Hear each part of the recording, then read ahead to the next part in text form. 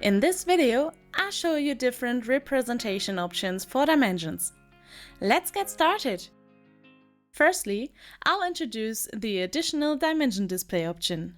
This feature is useful for detail sections. By default, dimensions are only visible in DigiPara Liftdesigner when the edges of the corresponding component are visible. With this incredible option, you can make dimensions visible whether or not the geometry of the component is visible in the detail section.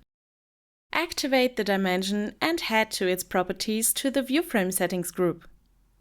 You can choose to display dimensions even if only one edge of the related geometry is visible, but if the second edge is cut off too, the dimension will disappear. Alternatively, you can select the 2 points option if none of the geometry edges are visible.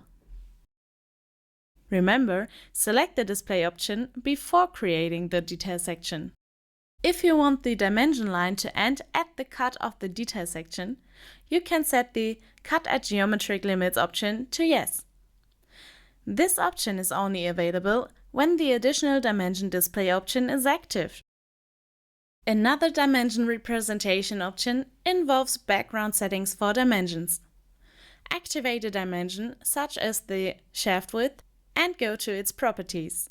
In the background group, you can switch the background mask to Use Color and then select a color to make the dimension stand out. Thanks for watching!